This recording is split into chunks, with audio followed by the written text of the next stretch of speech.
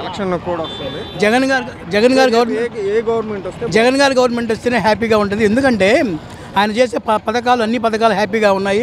అందరూ కూడా చాలా హ్యాపీగా ఉన్నారు. చిన్నకారు రైతులు కూడా చాలా హ్యాపీగా ఉన్నారు, ఇబ్బంది లేకుండా ఉన్నారు. పెద్ద వాళ్ళ చేతుల్లో లేదు ఇది. చిన్నోళ్ళు అయితే చిన్నకారు జాగ్రత్తగా హ్యాపీగా ఉంటున్నారు. అది నేను చెప్పేది ఇంతవరకే. ఎందుకని 9 నవరత్నాలు అన్నీ హ్యాపీగా జరిపాడు. ఇబ్బంది లేకుండా అన్ని విధాలుగా ఉన్నాయి. ఇబ్బంది లేకుండా హ్యాపీగా ఉన్నాయి.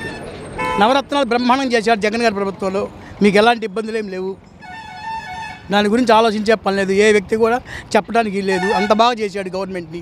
అది ఇవాళ ఎవరో వచ్చి ఏదో చేస్తారని ఆలోచన వేస్ట్. బ్రహ్మాండం చేశాడు గవర్నమెంట్ని. మరి ఏపీ ఎలక్షన్స్ దగ్గర పడుతున్నాయి. రేపు జగన్ వస్తారా లేకపోతే జగనే వస్తాడు? ఎందుకని? ఆయన అన్ని పథకాలు ఇస్తున్నాడు. అమ్మఒడి, మరి 40 సంవత్సరాల వాళ్ళకి. మీకు అందులో ఏమో మాకు అమ్మఒడి వచ్చింది. మా అబ్బాయికి అమ్మఒడి, ఇంకా ప్లాట్ కూడా ఇచ్చారు. అది వచ్చేదిరా తెలియదు. రాజధానిలో రిజిస్ట్రేషన్ అయిందా? మరి రిజిస్ట్రేషన్ చేయలే. మరి ఓన్లీ పట్టా ఇచ్చారు. పట్టా ఇచ్చారు, రిజిస్ట్రేషన్ అయిందా? లేదు. రిజిస్ట్రేషన్ కూడా చేస్తున్నారని చెప్పి తెలిసింది అంటున్నారు. మరి మాకల్లి రాలా. రిజిస్ట్రేషన్ ఏ ఊరు? తక్కెలపాడు.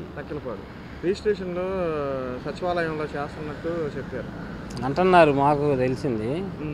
కానీ మా వాలంటీర్ కుదరలా రావడానికి. వాలంటీర్లు సరిగ్గా స్పందించట్లేదు.